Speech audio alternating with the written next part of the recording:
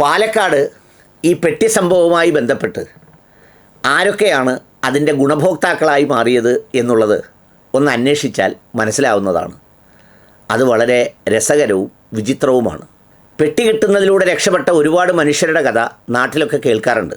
ചിലരൊക്കെ കഷ്ടപ്പെട്ടെങ്ങനെയെങ്കിലും വലിയ സമ്പന്നരാകുമ്പോൾ വലിയ ഒരു നിധിയുടെ പെട്ടി കിട്ടിയെന്നും അതിനകത്ത് നിധി ഉണ്ടായിരുന്നെന്നും അതോടുകൂടിയാണ് വേലപ്പനങ്ങ് രക്ഷപ്പെട്ടതെന്നും അല്ലെങ്കിൽ അന്തർമാങ്കുഞ്ഞ് കോടീശ്വരനായതെന്നുമൊക്കെ നാട്ടിൽ കുശുകുശിക്കുന്ന കഥകൾ ധാരാളമുണ്ട്. അതുപോലെയാണ് പാലക്കാട് ഇലക്ഷനിൽ ഈ പെട്ടി വന്നതോടുകൂടി സമ്പന്നമായ ചില കാര്യങ്ങളുണ്ട്. അതിനെക്കുറിച്ച് എൻ്റെ മനസ്സിലൂടെ കടന്നുപോയ ചിന്തകളാണ് പറയാനുള്ളത്. അതിൽ ഒന്നാമത്തെ ഈ പെട്ടി കൊണ്ട് ലാഭം കിട്ടിയത് UDF ചേരിക്കാണ്. കാരണം ഈ സരിൻ നഷ്ടപ്പെട്ടത് പ്രതിരോധിക്കാനാവാതെ വല്ലാതെ വട്ടം കറങ്ങുകയായിരുന്നു.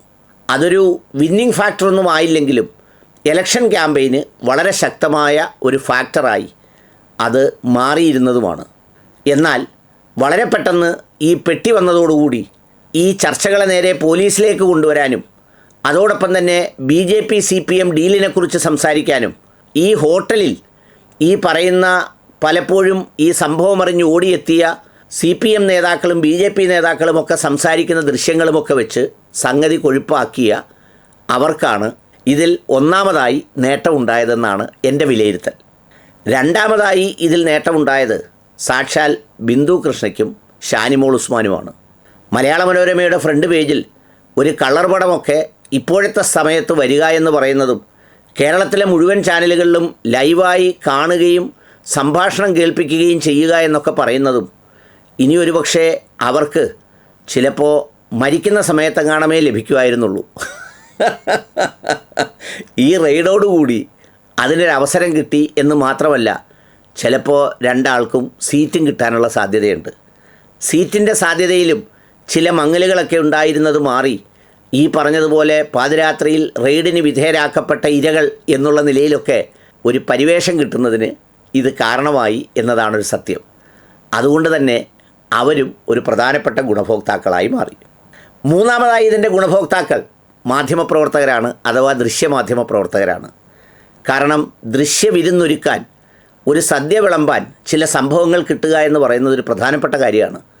വളരെ തുച്ഛമായ ശമ്പളത്തിന് വെയിലും കൊണ്ട് തേരാപ്പാര തെക്ക് വടക്ക് ഓടുന്ന ഈ പാവത്തുങ്ങൾക്ക് ഒരു പ്രത്യേക സ്ഥലം കേന്ദ്രീകരിച്ച് തന്നെ ഒരു ദിവസം മുഴുവൻ കൈകാര്യം ചെയ്യാനുള്ള വിഭവങ്ങൾ കിട്ടുക എന്ന് പറയുന്നത് ഒരു ചെറിയ കാര്യമല്ല.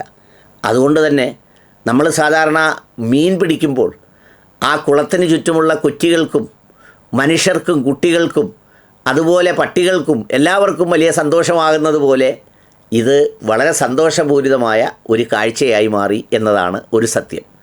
അതുകൊണ്ട് തന്നെ അവരും ഇതിൻ്റെ ഒരു ഗുണഭോക്താക്കളായി. നാലാമതായി എനിക്ക് തോന്നിയത് ഈ പറയുന്ന മാധ്യമ പ്രവർത്തകരാണ്.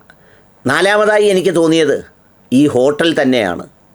സത്യത്തിൽ ഒരു സാധാരണ ഹോട്ടലായ ആ ഹോട്ടൽ കേരളം മുഴുവനും എല്ലാ മാധ്യമങ്ങളിലും ഇതുപോലെ ചർച്ച ചെയ്യാനും കാണിക്കാനും റിസപ്ഷൻ കാണിക്കാനും ലൈവ് കാണിക്കാനും ഒക്കെ അവസരമുണ്ടായി എന്ന് പറയുന്നത് ഒരു ചെറിയ കാര്യമല്ല. എത്ര ലക്ഷം രൂപ മുടക്കിയാലാണ് അത്തരമൊരു മാർക്കറ്റിംഗ് സാധ്യമാകുന്നത്? അത്ര മനോഹരമായ രീതിയിൽ ആ മാർക്കറ്റിംഗ് സാധ്യമായി എന്നുള്ളത് ആ ഹോട്ടലിന് കിട്ടിയ വലിയൊരു അഡ്വാൻറ്റേജാണ്. അങ്ങനെ അടക്കം ഈ സംഭവത്തോടുകൂടി പൊതുവിൽ പല ആളുകളും ഈ ഗുണഭോക്താക്കളായി മാറി. ചുരുക്കത്തിൽ പെട്ടി ഇവർക്കൊക്കെ ഭാരമല്ല, ഒരു ഭാഗ്യമായി മാറി എന്നതാണ് സത്യം.